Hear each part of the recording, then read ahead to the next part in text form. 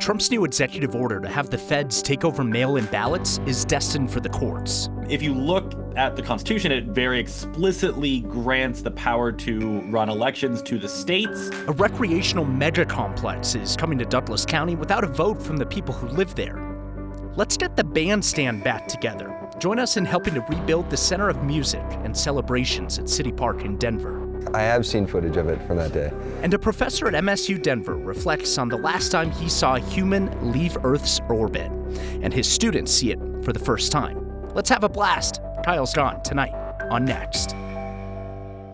It didn't take long for states to promise to sue after President Trump signed an executive order on Tuesday that nationalizes elections. Critics say it takes power away from the states who are tasked with governing elections. We got the perspective from someone charged with running elections here. Here's Angela McCall. Accusations of unfair elections. They want to be able to cheat. There's no reason. Led President Trump to sign an executive order Tuesday that creates a national voter database. Were this to go into effect, yes, it would make it more difficult for eligible voters to vote. Philip Chen, political science associate professor at DU, broke down the executive order. It directs DHS and the Social Security Administration to create a list of eligible voters. Then the Postal Service can only send ballots to verified mail-in or absentee voters. If you look at the Constitution, it very explicitly grants the power to run elections to the states, and then it adds on or through congressional action. Weld County Republican clerk and recorder Carly Koppis says there's already concerns about implementation. Unfortunately, again, election order here does not have any federal funds tied to it. So who's going to pay for this big implementation and change? And does USPS honestly have the capability to build the database that they are calling for in this executive order? She worries that if an eligible voter's information isn't in the database correctly, that it'll mean a Coloradan's vote may be left uncounted, or they may never receive a ballot by mail. We do know that some of these federal databases have some lapse in data, and more than likely, we usually at the state level and county level have better, more up-to-date, accurate information for voters. So that is definitely a concern for us. During a time of increased voter distrust in the election system, experts say it might only continue to sow misinformation or continued distrust. It's really problematic to decrease trust in our election systems, especially when the evidence is just so abundantly clear that we should trust our election systems. There are other provisions as part of this order, including creating a barcode to track your ballot. Many counties, including Weld County, already implement those, and it's something clerk and recorder Koppis says she's a big proponent of, but added that it would be a big lift to implement those for some smaller counties across the state who may just have, a few thousand voters. And it's very interesting to hear the perspective from a county clerk who is charged with running these elections, and a Republican at that. This isn't the first time that we've seen election law being challenged, especially by the Trump administration either. No, this is yet another challenge by the Trump administration to really see how much power the federal government has on elections. We've seen multiple federal courts in the past shoot down similar orders or others that, kind of tested elections and who had power over what. We also know that the SAVE Act is likely not going to pass. So was this executive order kind of a reaction to that as well? And midterms are approaching. Angela McCall, appreciate it. Thank you. The U.S. Supreme Court is considering whether President Trump's controversial Birthright citizenship executive order is constitutional. Back on the first day of his second term, Trump's order declared that children born to parents in the U.S. without documents or who are here temporarily are not American citizens.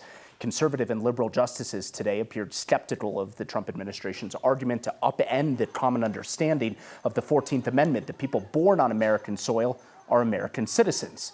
Trump's lawyers argued that was only meant for children of freed slaves. Several lower courts have struck down Trump's order as illegal under the Constitution and federal law. Trump himself was at the Supreme Court today to watch the arguments, the first sitting U.S. president to ever attend a Supreme Court argument. A decision is expected in that case by the end of June or early July. This is the second policy by Trump to reach the Supreme Court. In late February, the justices struck down global tariffs imposed by the president. A federal judge is clearing the way for Colorado Republicans to kick unaffiliated voters out of their party primaries. Republicans have been trying to exclude unaffiliated voters, the state's largest voting bloc, I should say, for years. Back in 2016, voters approved Proposition 108, which requires political parties to allow unaffiliated voters to participate in party primaries unless 75% of the party's central committee votes against it. The Colorado GOP has spent years challenging Prop 108 in court. They claim that unaffiliated voters are Democrats in disguise and are picking more moderate candidates on their behalf. The party has voted time and time again to close their party primaries, but to registered Republicans only, but they've never been able to reach that 75% threshold. Today, a federal judge ruled in their favor. He ruled that the 75% threshold is just too high and violates the freedom of association rights of political parties. This decision doesn't appear to impact, at least at this point, the upcoming primaries, and it's unclear what comes next. The court's decision leaves parts of Proposition 108 in place, and it doesn't outline a new process for parties to close their primaries if they choose to do so. Boulder is the latest city to ask its residents to conserve water as the state experiences a drought and absolutely crazy low snowpack. The city announced it's entering a drought watch starting today, and so far water restrictions are voluntary, different than other areas. They're asking people to wait until May to water their lawns as well and prioritize keeping their trees watered to keep them healthy.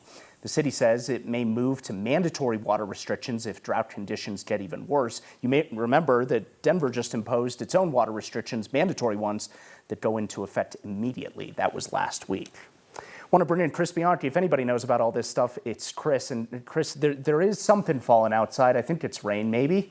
Water falling from the sky. We'll take it, Mark, right? We don't know. We don't know a whole lot about that, at least this winter over the last few months. But for the first time in 17 days, almost 3 weeks, we've got water falling from the sky. Last time we had measurable rain in Denver was back on March 15th. And most of that fell in the form of snow. So we're happy to see this green on the eastern plains and white in the mountains with that snow moving its way closer to the I-70 mountains here, so the Eisenhower-Johnson tunnels.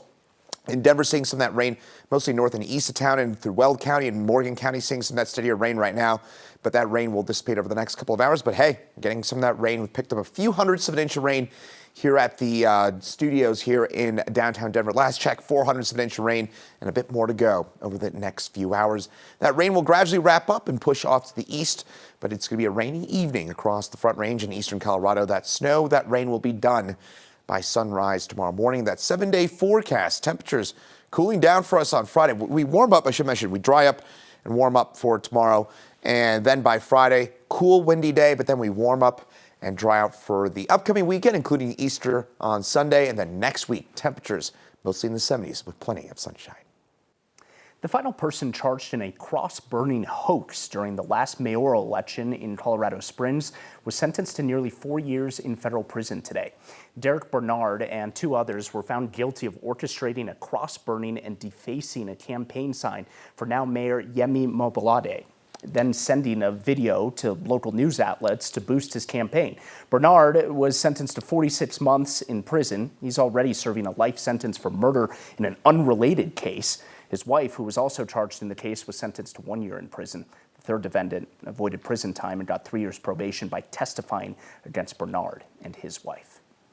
Douglas County is moving forward with a controversial $64 million mega rec center. Last night, the county's 3 conservative commissioners unanimously approved contracts for the Zebulon Regional Sports Complex. The idea of the project is in response to a survey on how to use a voter-approved sales tax to fund recreation in the county. Designs show it would have hockey rinks, basketball courts, baseball and soccer fields, pretty much everything. Youth sports organizers spoke at last night's meeting in support of the project, saying that the county doesn't have enough sports facilities. Some speakers, including Democratic State Rep Bob Marshall, said residents should get the chance to vote on the issue. County commissioners insisted the project is about supporting kids in the county. Commissioner Layden tells us we have a unanimous decision of all the other municipalities. Everyone wants this. Well, that's great. Then why don't we send it to the ballot at the primary? I think years from now, this is not going to be about tonight's debate. It's going to be about whether we created something that our kids could step into with pride, something that brought people together, built opportunity, and reflected the very best of Douglas County. Commissioners claim that the complex will pay for itself and won't require long-term county funding. Construction is expected to start in October and be completed by December of 2028. Hey, each week, Next viewers have chipped in $5 at a time to support a variety of causes helping our neighbors across the state. In fact, this is our 304th week of consecutive giving. We can help rebuild the City Park Bandstand this week, which burned down just a couple of days ago. Here's Kyle with an update on this week's Word of Thanks. The City Park Bandstand in Denver has burned, a landmark of the community for more than a century, the center of so many celebrations, from City Park jazz to wedding and engagement photos and quinceañeras and graduation celebrations. It's gone, and that is out of our control. Here's what is within our control. We are going to rebuild the City Park Bandstand in Denver. This week's Word of Thanks microgiving campaign will be the kickstart that this project needs to get going. Our donations will go to the nonprofit, the Denver Park Trust. They exist to support Denver's park system, to pay for the projects that the city might otherwise not be able to afford. And in this case, the city knows that the costs to rebuild after insurance are likely to be more than $250,000 and could be considerably more than that. But we are going to make up a big chunk of that together as a community, because that is what you have done every week for 304 weeks now, pooling your $5 donations to raise $18 million for causes across Colorado. So scan the QR code on your screen or text the word thanks to 303-871-1491 to join me and others in giving. You know the deal. I'll never ask you to give to a cause that I don't support myself, so as always, I'll match the first 50 donations of $5 to get us rolling. And more than 7,500 of you have signed up to make a monthly donation to the Word of Thanks Fund. Put in your information, your donation amount once, and each month it's split between all of the various causes that we feature. You help everybody. And that has meant that you've added almost $50,000 to each weekly campaign. Thank you.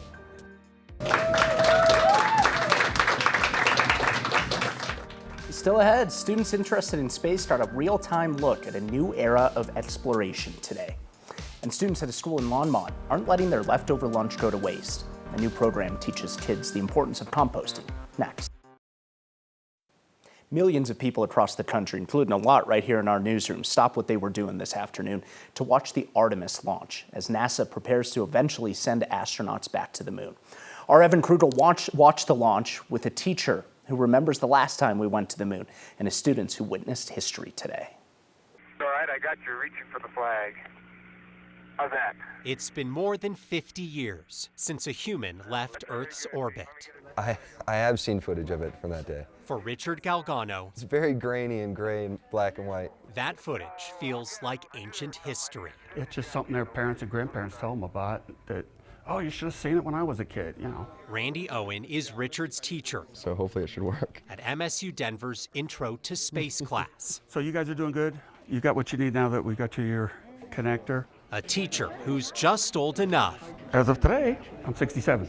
to remember when it happened. I was 10 years old when we landed on the moon. That's why I tell the class, I'm the only person in here who's seen anybody back there. But yeah, when Apollo 8 went behind the moon, my little brother and I, we were sitting there watching the TV. I think I was 7 or 8. It was incredible. 10. And that's why this is really neat. Oh my gosh. Here we go. Today, Randy paused class to let his students witness history. Yeah! Woo! Randy never got the chance to go to outer space. He's hoping his students will, as the next stage of space exploration begins. Oh, I would most certainly want to do that. I'd jump at the first chance I'd get to go up there. That's where I tell a lot of the students about, you guys are going to get to do what my generation thought we were maybe going to get to do. You know, if you want to go to the moon now, it's a reality, it's a possibility. So go for it. Pretty cool moment today. That Intro to Space class is currently building balloons that they'll launch later this month to around 19 miles above Earth. To put things in perspective, Mark, the Artemis astronauts will be traveling about 13,000 times farther than that, likely marking the farthest distance humans have ever traveled from Earth when they circle around the backside of the moon. Pretty cool moment today. Yeah, this afternoon was one of those moments where you stop and you think how many millions of people are all looking at the TV and watching the exact same thing. Including right here in our newsroom, right? Including right here and in that classroom as well. Evan Trudel, thank you. The fact that the compost is getting taken to a local farm and being fed to actual living animals is really rewarding. Pigs are eating the leftover lunch from students at a school in Longmont. Don't worry, it's for a class project.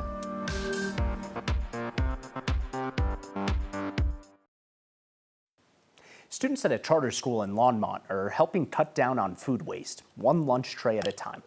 A student-led composting program is giving kids hands-on lessons in sustainability and community impact. Here's Byron Reed. Lunchtime is for catching up with friends. We're weighing the bucket so we can record it on the piece of paper. But for 13-year-old Maddie Hahn, it's for talking about an issue that's been weighing on her mind. Making sure that we don't waste food because a lot of people are food insecure. Hahn is a 7th grader at Flagstone Academy in Longmont. She's part of a group called the Green Team, a student-led environmental club founded in 2018. Because the environment's really important to me and I wanted to find a way to make our community more sustainable. The school started a partnership with a local regenerative agricultural program called Picky Pig, composting food waste into fertilizer. I think it's really important for students to understand their connectivity within the community. Stacy Wolf is the coordinator of the group that launched the program in January. So this truly is in its infancy, and we're really excited to see what comes from it. Your apples, your carrots. Food scraps from the kitchen and lunchroom are collected daily, weighed by middle school students, and stored in large bins outside the school. I want to say it ranges from about 70 pounds to 100-something pounds per week that we collect. Once a week, the scraps are picked up and taken to a nearby farm where they're used to feed pigs. In that process, they create compost that the Yellow Barn Farm and Picky Pig then distribute to other local farms. And we, in turn, as a participating member, we will get some compost to use at our school as well. 17.7 pounds. For Maddie and her classmates, the program is working and proves a few words over lunch can make a big impact. The fact that the compost is getting taken to a local farm and being fed to actual living animals is really rewarding. For Next, it feels great to be part of that. I'm Byron Reed. It's much better than like putting all the food from the cafeteria that you don't like in your pocket. Steve, thank you.